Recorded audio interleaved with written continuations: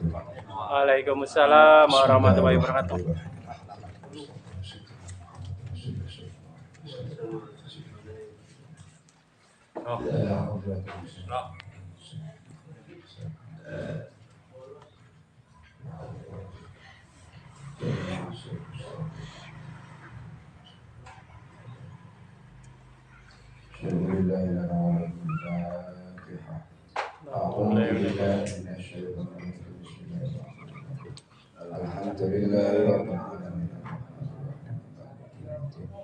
إياك نعبد وإياك نستعين صراط المستقيم صراط الذين أنعمت عليهم غير المغضوب عليهم ولا الضالين.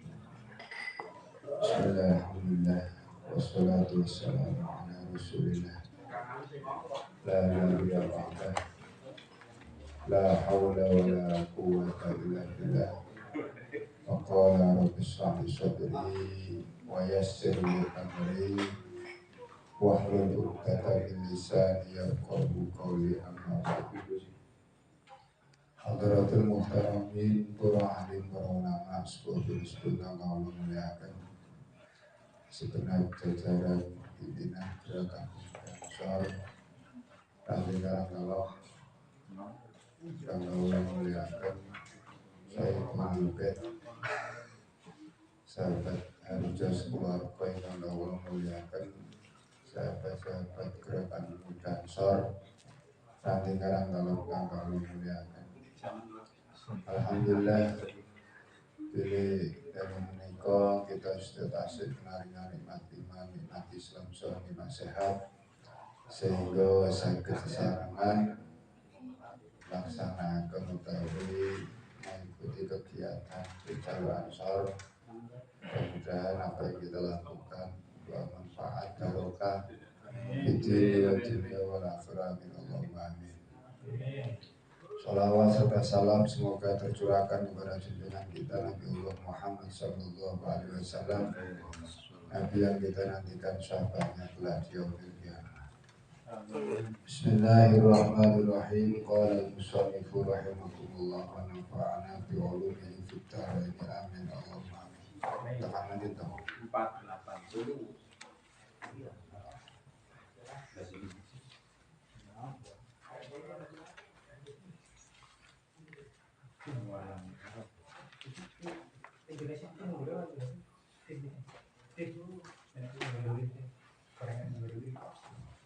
A'udzu billahi minasyaitonir rajim. Bismillahirrahmanirrahim.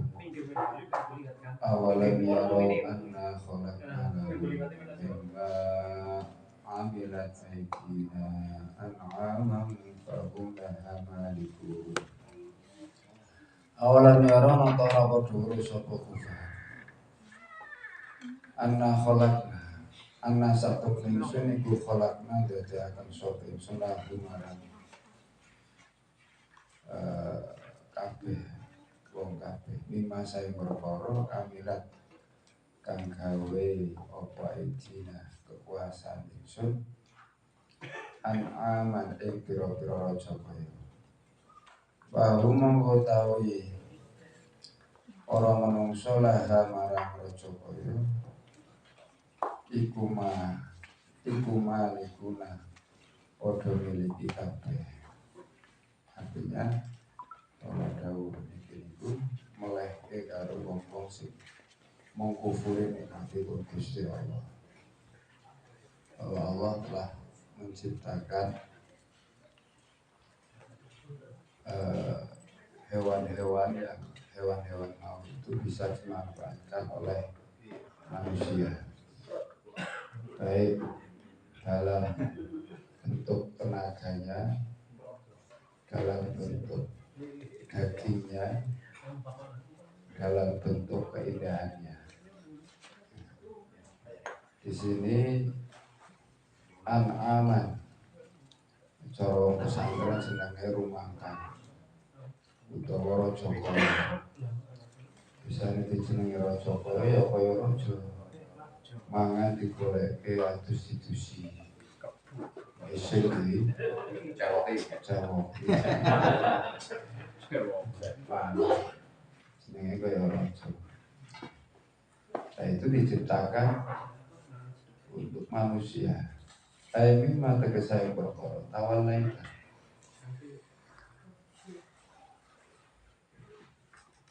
Nguasani sapa ingsun khalqahu ing kok apa temen sih? Suarane tambahin.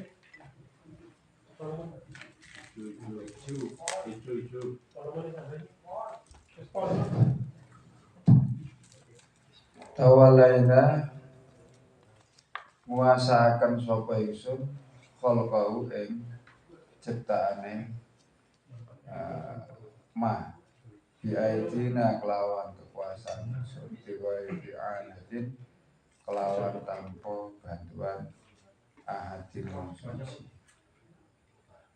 Yani ngersakaken sapa Allah alam yaro ana ta ora weruh sapa mungkiruna pira-pira wong kang padha ingkar ana khalaqna sak temene dadiaken sapa ingsun pancen yen ya.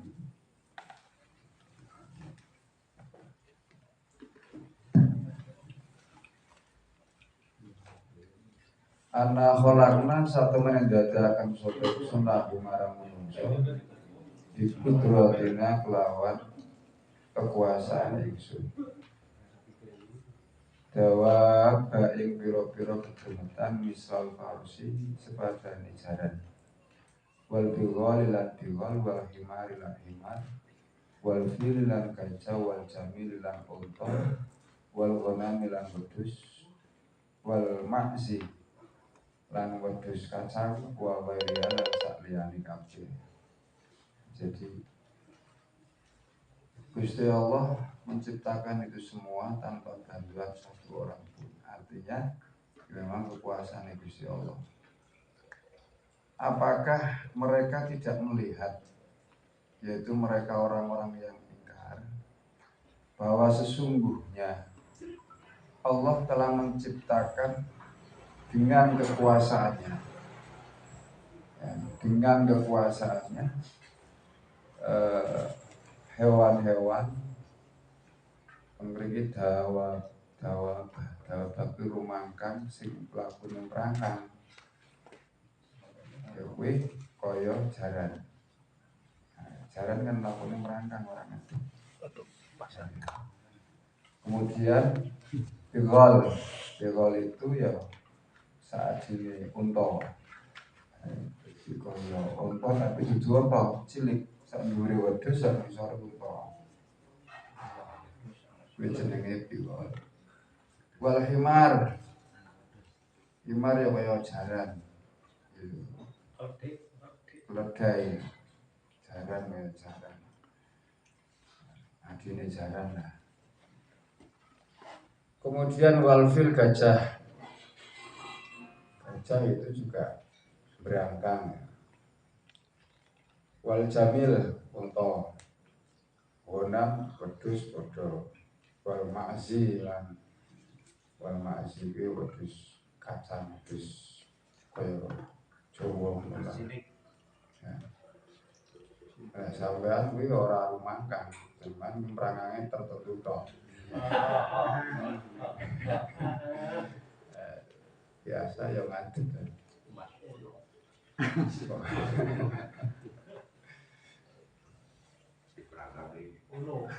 Wadallalna lan nglulutake sapa ingsun tegese menjinakkan sapa ingsun hae raja kaya mau lahum kaduwe manungsa. Yamin halan mongko iku saking raja kaya ruku buhum utawi kang ditumpaki rumangkang mau. Wamin halan saking raja kaya iku yakuna padha mangan sapa wong. Artinya dari berbagai macam hewan yang bukan melata, hewan yang perangkang mau itu ada kalanya dimanfaatkan tenaganya. Artinya entah itu dijadikan sebagai kendaraan seperti kuda, unta, kerbau itu juga bisa. Atau dijadikan, diambil tenaganya, misal kerbau untuk bajak sawah atau untuk narik yang lain. Nah, itu bisa dimanfaatkan tenaganya, atau bisa juga dimanfaatkan dagingnya disembelih. Aisyahorna tegese lulutaken sapa ingsun. Nah, yang demikian tadi hewan-hewan tadi itu memang dijinakkan. Nah, dijinakkan sehingga orang tidak diberi keberanian atau tidak diberi sifat yang melawan, tidak. Berbeda dengan, meskipun sama-sama merangkak, berbeda dengan harimau, macan, singo, kemudian ASU, itu kan punya sifat melawan. Punya sifat melawan. Meskipun sama-sama berkaki 4. Tapi kalau yang tadi seperti gajah, sapi itu kan memang ditundukkan oleh Allah, dalam arti dijinakkan. Tidak bisa dibayangkan kalau kambing kemudian punya sifat melawan, yang korbannya orang sudah kambing, yang ayam kabeh. As-sakhona tegese menjinakkan sapa kita ing rumangkang mau laung kadhe manungsa. Payah miluna mongko padha momoti, artinya dimanfaatkan tenaganya sapa manungsa alaiha ing atase rumangkang mau. Contoh kebo, sapi, unta. Wa suku lan padha ngiring sapa para manungsa waya suku naha ing an'am haitsu sya'u sekarine karep sapa manungsa. Artinya hewan-hewan tadi mah digiring ning endi bae terserah, bebas. Artinya terserah manungsa arep digawa ning endi bae. Maka hewan-hewan tadi dulu cara minggu kuwi ora digareke kandang. Tur modele nomaden. Nomaden itu berpindah satu tempat ke tempat yang lain. Jadi para penggembala dulu itu menggembala kambingnya itu berdasarkan kondisi tempat di mana terdapat kesuburan makanannya. Misal di satu daerah terdapat rumput banyak, maka para penggembala itu datang ke situ. Setelah habis pindah lagi, cari lagi, dan seterusnya. Maka bisa jadi dulu orang menggembala itu bisa jadi 1 tahun tidak pulang karena ngetuti ingone-ingone mau, ngetuti ingone-ingone sing ana pakane. Bayangkan orang Arab zaman itu yang mana hujannya itu saja jarang, sehingga untuk mencari rumput itu ya hanya di daerah-daerah tertentu. Orang kok saben kaya wong Karangtarok saben ana kandhane terus mampu wedhus ora. Maka pekerjaan menggembala itu juga pernah dilakukan oleh Rasulullah. Penggembala itu dulu harus penuh tanggung jawab, dalam arti harus punya ketelitian, kewaspadaan. Karena pekerjaan mencari rumputnya baik susah, artinya harus pergi ke satu daerah. Maka biasanya orang yang punya usaha ternak ini biasanya nominalnya atau ternaknya itu banyak. Sekalian masalah wis kadung karo satu daerah, ayo kudu sing akeh. Ora modus loro kok tumpulan areng digiring areng ambal gading bar ku areng terus hari. Wis setahun mulai paling mulai loro tok. Kan enggak. Ya, jadi memang dulu itu menjadi sebuah pekerjaan. Rasulullah juga pernah menggembala. Jadi cah angon lah. Kanjeng Nabi itu saya pernah jadi cah angon. Jadi cah angon itu memang satu pekerjaan kalau dari sekian pekerjaan itu termasuk pekerjaan yang mulia. Kenapa demikian? Nabi saja pernah melakukan itu. Nabi saja pernah melalui pekerjaan angon. Jadi itu. Wal muradu takang dan karepaken lima sang perkara. Yakuluna padha mangan sapa para menungso ae mayuk kalu tegese perkara yuk kalu kang den pangan apa lahmu daging iman ae jalna tegese dadakan sapa ingsun hu ing lahm makulan ing panganan sebagian kewan tadi itu dagingnya ada yang dimakan meskipun tidak semuanya dimakan misalkan kayak gajah sapa sing arep mangan gajah ya. Tapi gajah itu sudah bisa ditundukkan dan bisa dijadikan sebagai kendaraan. Contohnya zaman Abraha itu kan pasukannya pakai gajah dalam rangka untuk perang dan seterusnya. Saya ini tontonan, artinya tetap untuk mencari makan, tontonan, foto selfie membayar 30.000. Walahum lan tetep kaduwe para menungso fiya ing dalem an'am mana utawi pira-pira kemanfaatan wa masyarib lan pira-pira omben sebagian lagi dari an'am atau raja kaya mau ada yang diambil manfaatnya air susunya yaitu untuk minum min aswafiya saking pira-pira mulu alus an'am wa asy'ariha lan pira-pira rambut an'am wa albariya lan pira-pira hulu kasar an'am wa albaniya lan pira-pira wane an'am wa asmaniya lan pira-pira gaji an'am. Artinya dari raja kaya atau hewan tadi itu bisa dimanfaatkan semuanya. Misalkan sampai bulu-bulunya baik bulu yang halus maupun bulu yang kasar. Nah, sampai bulu halus itu dibuang, bulu kasar itu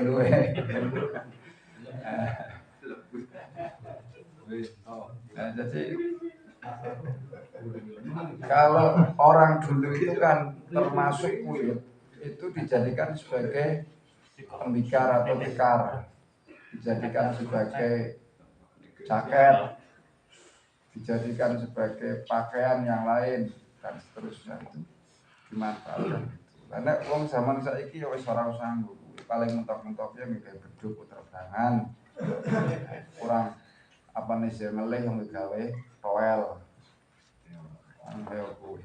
kayak sepatu bisit, kayak sepatu wis rusak terus dikum kayak toel.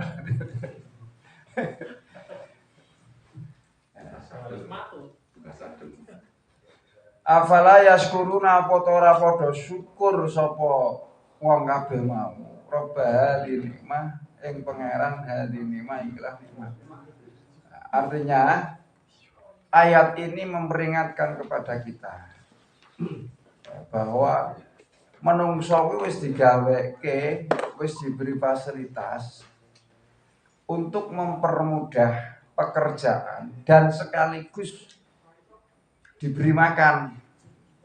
Nah, fungsi dari hewan-hewan tadi itu kan bisa untuk mempermudah pekerjaan. Yo nek zaman saiki wis serba mesin sih. Hal seperti itu sudah tidak begitu dibutuhkan.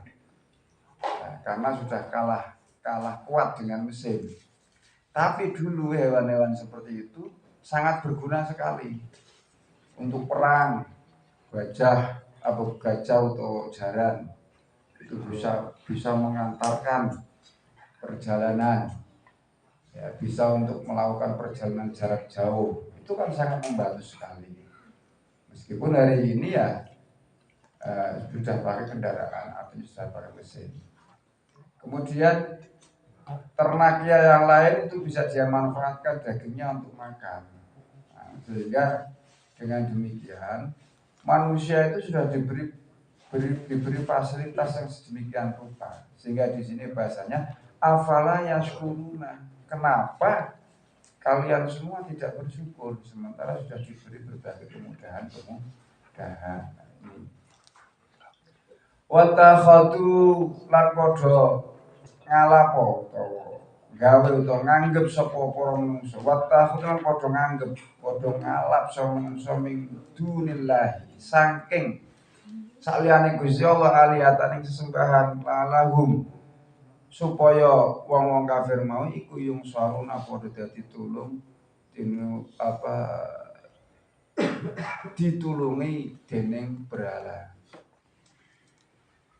Lah tetapi di sisi lain meskipun manusia sudah diberi kemudahan fasilitas yang seperti itu, tapi ada sekelompok orang yang mengambil sesembahan atau Tuhan selain Allah. Berhala-berhala tadi itu diambil kemudian disembah. Nah, padahal tahu berhala-berhala itu tidak bisa memberikan pertolongan. Nah, wis kena watu kok disembah, wis kena patung kok disembah, patung dhewe sing gawe manungsa terus disembah ring manungsa kan goblok. Bodoh mulane biyen dijenengi zaman jahiliyah. Ya krana mau bukan karena secara teknologi orang jahiliyah itu bodoh itu bukan. Orang saat itu orang Arab teknologinya ya maju meskipun dengan ukuran atau kadar zamannya seperti itu. Buktinya di dalam membuat seni arsitektur bangunan juga banyak yang bagus. Nah, kemudian dalam bidang perdagangan juga sudah cukup bagus. Artinya orang-orang Arab itu dalam hal berdagang itu bukan hanya di daerahnya sendiri tapi sudah ekspansi ke berbagai daerah. Apalagi Arab itu adalah tempat bertemunya dari berbagai negara, terutama di dalam Mekah atau Ka'bahnya itu sendiri, karena Ka'bah itu dikunjungi orang itu sejak zaman Nabi Ismail. Artinya sejak awal dibangun itu sudah menjadi rujukan tempat orang untuk berziarah. Ziarah mengunjungi Ka'bah itu yang disebut dengan haji. Nah, jadi haji itu bukanlah satu syariat yang baru, itu bukan. Tapi haji itu adalah syariat yang lama kemudian diteruskan oleh Kanjeng Nabi. Jadi kalau bicara syariat itu tidak semua syariat kehadiran Rasulullah itu dengan membawa ajaran yang baru semua, tidak. Jadi ketika ada jargon al-muhafadzatu al-qadim sholeh wal akhdu bil jadidil aslah, itu betul adanya.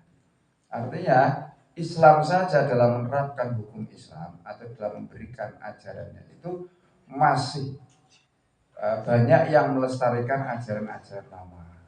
Satu contoh terkait dengan manasik haji atau ibadah-ibadah haji itu kan sejak zaman Nabi Ibrahim. Kemudian pola pernikahan itu juga sejak zaman jahiliyah itu sudah terjadi. Model seperti itu ada khitbah dan seterusnya. Termasuk ya ada saksi, ada itu. Sebelum Islam datang pun hal seperti itu sudah ada. Cuma zaman jahiliyah itu ada sisi-sisi yang memang di luar peri kemanusiaan. Jadi dari sekian banyak model pernikahan di zaman jahiliyah, ada satu model yang dilestarikan oleh Islam, yaitu model yang sekarang ini. Nah, dulu itu ada model pernikahan yang ketika nikah itu boleh digunakan bareng sama keluarga, ada satu orang menikahi bahkan ratusan ada.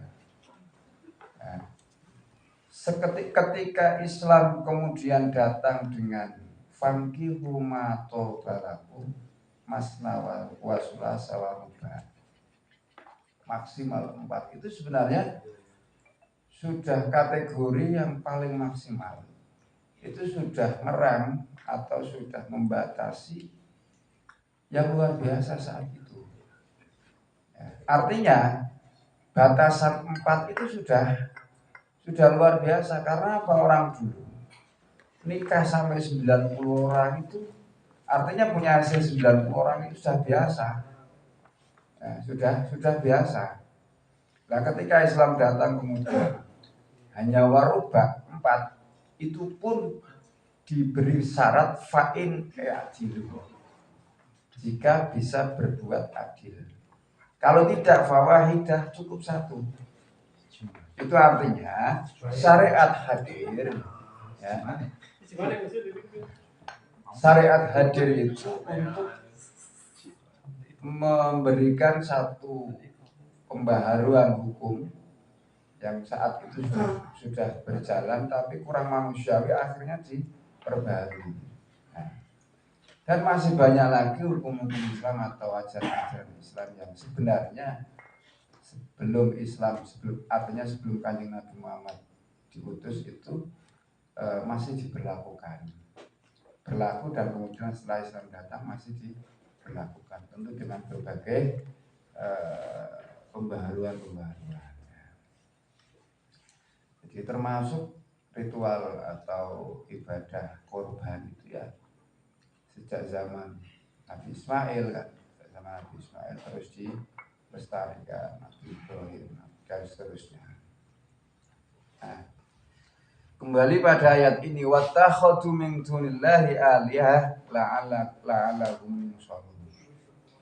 Orang-orang kafir itu mengambil sesembahan, mengambil Tuhan itu di luar Allah, artinya selain Allah. Ya, maka kebangetan. Mereka sudah diberi hewan-hewan tadi untuk kemaslahatan, untuk memudahkan kehidupannya. Kok malah membuat Tuhan sendiri kemudian disembah sendiri, ini kan bodoh sing murokab.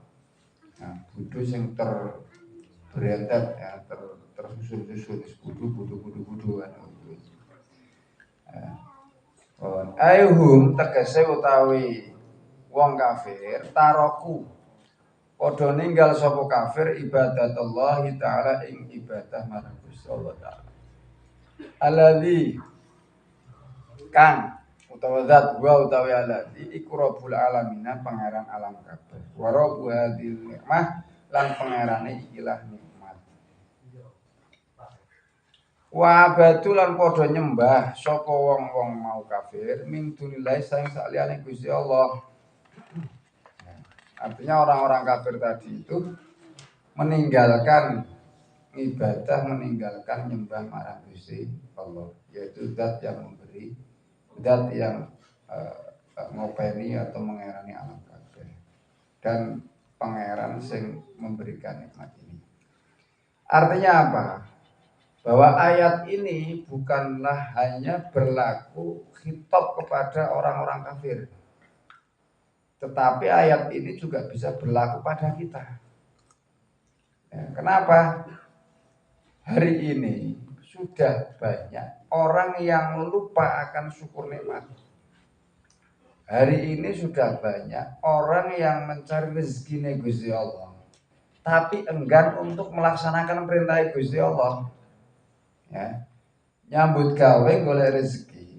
Rezeki ini kan saking Gusti Allah, artinya yang memberi kemudahan dari Allah. Tapi hari ini banyak orang yang lupa ibadah kepada Allah. Nah, jadi ayat ini bukan hanya berlaku orang-orang kafir secara langsung, tidak, tapi memperingatkan kepada kita bahwa meskipun kita sedang mencari rezeki, ya jangan lupa kepada zat yang memberi rezeki. Nah, anehnya kita mencari rezeki ibotangi, tapi kelalen utawa ora gelem nglakoni perintah zat sing ngenai rezeki. Nah, kan salah, kurang pas. Sehingga saat kita sedang mencari rezeki, kita harus ingat juga kepada zat yang memberi rezeki. Artinya beribadah kepada, menyembah kepada zat yang memberi rezeki.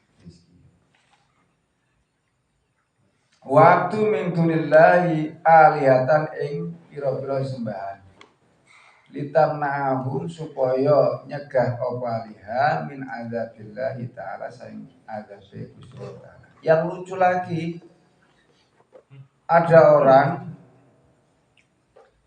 mencari rezeki ning Gusti Allah, tapi ora gelem nyembah marang Gusti Allah. Cara mencari rezeki itu justru mencari pertolongan atau sesembahan selain Gusti Allah. Apa luru rezekine Gusti Allah buka warung. Buka warung kan golek rezekine Gusti Allah. Tapi tidak mau melakukan perintah Gusti Allah. Tapi tekone arangon dukun, "Mbah aku njaluk sembur, aku njaluk apa men dagangannya rezeki apa dagangannya lancar." Nah, hari ini kan masih banyak orang yang seperti itu. Ya. Artinya dalam hal mencari rezeki Gusti Allah, yang diingat bukan zat pemberi rezeki sehingga menyembah kepada Allah itu tidak, mereka justru ketika mencari rezeki Gusti Allah, mereka mencari sesembahan yang lain. Mencari perlindungan, mencari penglaris selain Gusti Allah. Gusti Allah. Kon sembahyang ora gelem. Tapi arengon Mbah Dukun karepe men diwahi donga, men diwahi mantra. Nah, krana Mbah Dukun ora apa sing dijaluk dudu Gusti Allah ya mesti nganggo jin. Mesti nganggo jin ya. Karena wis nganggo jin mesti apa dengan model yang salah kan seperti itu, dengan model yang curang. Nah ini, maka mestinya ketika hendak mencari rezeki Gusti Allah ya Allah yang harus dituju. Apalagi di dalam sholat itu kan terdapat satu undangan sholat. Ya. Jadi di situ ada hayya 'alal falah, hayya 'alas sholah, hayya 'alal falah.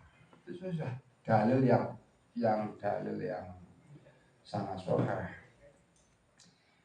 Artinya dua kalimat hayya 'alas sholah, hayya 'alal falah. Marilah kita sholat, marilah kita menuju kebahagiaan, menuju keberuntungan. Itu sudah jelas. Hayya 'alal falah, falah itu kan artinya kebahagiaan, keberuntungan.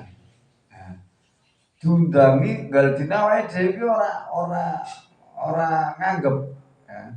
Meskipun ngundangnya nganggo corong kuwi ora kaya ora krungu kan lho.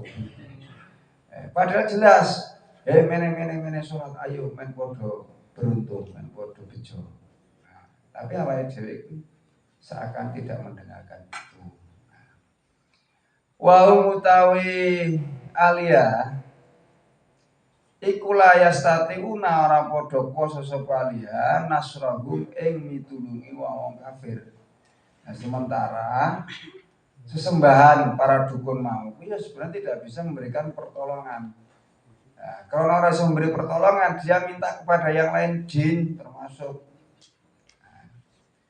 Kala ngendika sapa Ibnu Abbas radhiyallahu taala anhuma, la takdir ora kuwasa sapa asnam pira-pira berhala ala nasrihi ing atase mitulungi ing pira-pira kafir. Maksudnya karena ini ayat asbabun nuzulnya, ayat ini berkaitan dengan orang-orang yang menyembah patung. Karena dulu konteksnya patung, hari ini kan tidak mungkin. Karena orang hari ini itu logika sudah bisa digunakan.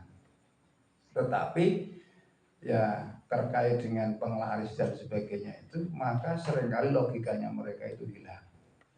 Mereka sudah tidak lagi masuk akal. Mereka mencari hal-hal yang sifatnya mitos atau mistis. Nah, padahal mitos atau mistis itu tidak jelas.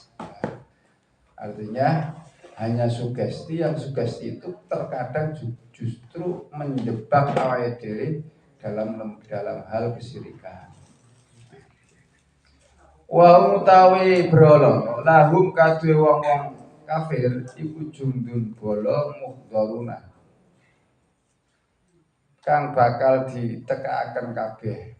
Ail kufar tegese wong kafir asne marang patung yahduna kepadha nekani sapa kufar bila ibadati kelawan nyembah ing daha ing dalam sanding asnam fid dunya ing dalam dunya. Wa ya tawi asnam iku la tasuku ora bisa nekaken apa asnam ilahi marang naas atau kufar khairon yang kebajikan wala tastati ulan ora kuasa sapa asnam lahu marang kufar nasron ing patung. Sementara yang namanya berhala itu ya tidak bisa memberikan apa-apa, artinya tidak bisa mempengaruhi apa-apa. Nolonge ora iso, mbayani ora iso, jenenge patung. Jadi, ya, tetapi dulu itu ya orang sudah tertutupi akal sehatnya kan, sehingga patung kok disembah padahal secara nalar ya wis ora masuk akal. Entah gawe dhewe kok disembah dhewe. Artinya membahayakan, tidak membahayakan justru dirinya sendiri, bukan patung itu sendiri ya. Memang bahwa keberadaan patung itu awalnya waktu di Mekah. Mekah itu pada prinsipnya kan menganut paham Ibrahimis atau pahamnya Nabi Ibrahim, yaitu tauhid. Awalnya seperti itu. Namun lama kelamaan ada seseorang yang memang bisa dikatakan tokoh mau punya ketertarikan ketika berdagang di luar. Itu ada satu kebiasaan masyarakat itu membuat replika atau membuat patung nenek moyang orang anu gawe mengenang. Aslinya awalnya gue mengenang ya, jadi misalkan dulu ada simbah yang punya pengaruh yang besar, kemudian simbah mau dibuatkan patung dengan tujuan untuk bisa mengingatkan keluarga dan seterusnya, sebagaimana patung Gus Dur. Gus Dur dibuatkan patung oleh orang Buddha itu, orang Hindu itu kan hanya untuk mengenang. Awalnya seperti itu. Nah, cara saiki ya foto lah. Cara saya kan foto yang dia yang foto kan orang ya nggak patung mau. Awalnya seperti itu. Generasi pertama masih menganggap bahwa patung itu adalah sebagai kenangan atau untuk mengingatkan kepada mbah-mbah yang mau. Tapi generasi ketiga, keempat itu sudah diselewengkan. Menjadi ya cara saya dimitoskan. Karena sudah dimitoskan, lama kelamaan timbul mistis. Karena sudah timbul mistis, maka asosiasi atau pemikiran seseorang itu akhirnya mengkultuskan. Karena sudah mengkultuskan, akhirnya menganggap memiliki kekuatan yang di luar manusia. Awalnya seperti itu. Nah, sehingga akhirnya para tokoh mau membawa tradisi itu di sekitar Ka'bah. Ya, akhirnya Ka'bah dipenuhi dengan patung. Dulu seperti itu. Ya, awal patung ya seperti itu. Artinya sesembahan awalnya bukan sesembahan, tapi kenang-kenangan atau apa ya, tapi dikultuskan. Nah ini jadi hal yang seperti itu yang perlu diluruskan. Ya, termasuk kuburan palsu ya harus diluruskan. Kuburan itu kan fungsi, misal ada kuburan wali, fungsi kuburan wali atau bukannya kuburan wali lah, di antaranya kita disuruh untuk ziarah itu kan untuk mengenang sebuah kematian. Nah, nek wali berarti tabarukan dalam arti bukan kita minta kepada si wali, tapi kita tetap minta kepada Allah. Karena wali punya kedekatan spesial dengan Allah, barangkali dari doa kita itu diamini oleh wali tersebut, meskipun tidak ada jaminan yang seperti itu. Kalau jelas walinya, oke, tidak masalah. Yang jadi persoalan ketika ada sebuah makom yang dianggap dulu di sini ada mbah, tapi tidak, faktanya emang apalagi tidak ada. Ini kan bisa timbul sebuah kesyirikan. Ya. bisa timbul sebuah kesyirikan, apalagi yang datang ke situ orang-orang yang datang penuh dengan masalah. Nah, penuh dengan masalah. Misal pengen dagangan laris, misal punya ya semacam-macam. Nah, maka ketika kita berziarah pun ya harus jelas ada sahibul kubur mau yang jelas. Ya, jangan asal kan. Contoh lah misalnya kayak di Bantar Bolang itu ada namanya Syekh Pandan Jati. Ya kelihatannya Syekh Pandan Jati, tapi nek jenengan mlebu mlebu isine ana benges, ana pupur, ana macam-macam. Dan bahkan ada tempat di situ memang disediakan untuk wedok-wedok padha nginep ning kono. Mbuh sing digoleki apa? Ana parem, ana benges barang. Konon katanya lho kayak penglari. Pertanyaannya, sing dilari siapa? Nah, ono. Nah, ini jadi kita jangan kita menghormati nenek moyang karena dengan jasa-jasanya. Itu kalau jelas jasa dan sejarahnya cetha lho. Contoh Kanjeng Nabi Muhammad. Karena jelas buktinya apa? Peninggalan Al-Qur'an, peninggalannya hadis. Dan kemudian banyak ulama yang menceritakan keberadaan sifat Kanjeng Nabi dan sebagainya. Sehingga kita taklim, kita hormat, ya memang sepatutnya. Ya. Tapi jangan sampai kemudian kita kenal ya ora, apa-apa ya ora, kemudian mengkultuskan. Ya. Nah, bagi orang yang imannya tinggi tidak masalah.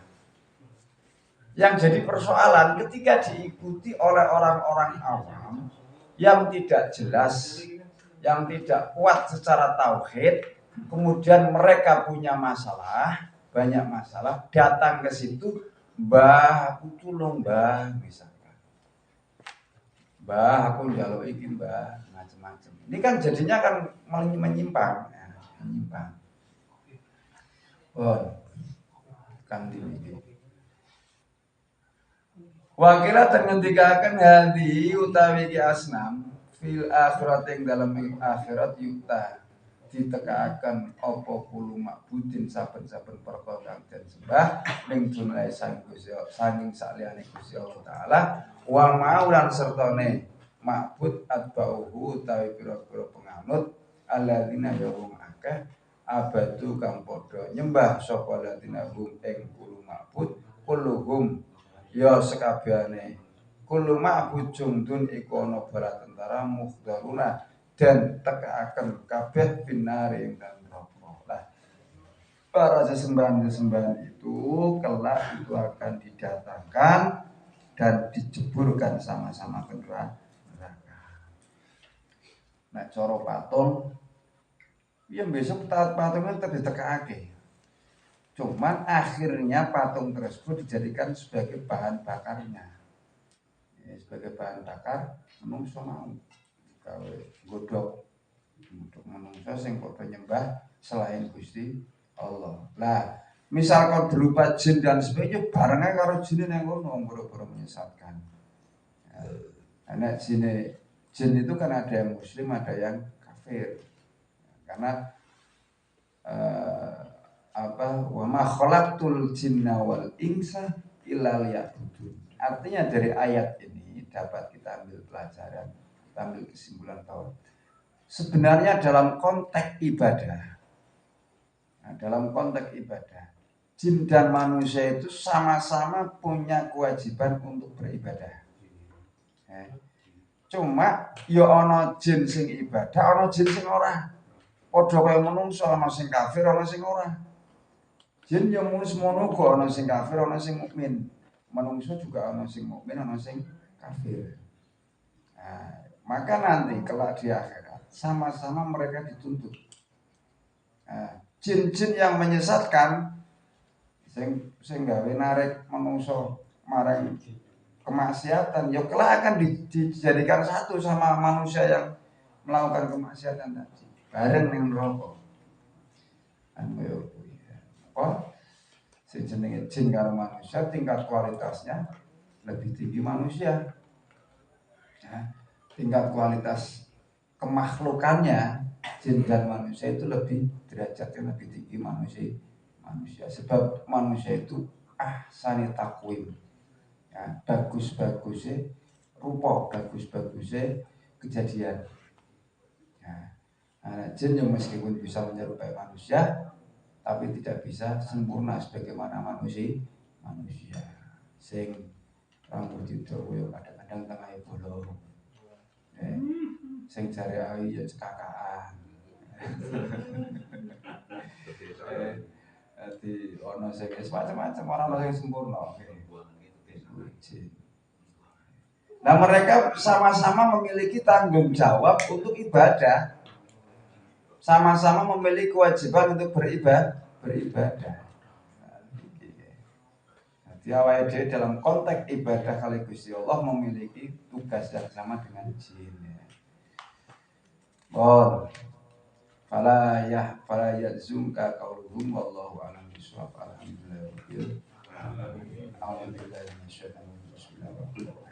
Alhamdulillah rabbil alamin. Amin.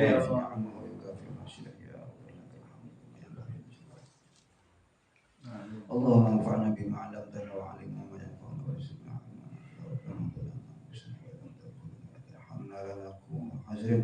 Rabbana atina fid dunya hasanah wa fil akhirati hasanah wa qina adzabannar.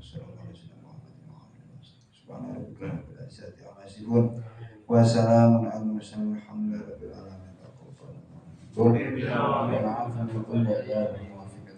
Assalamualaikum warahmatullahi wabarakatuh.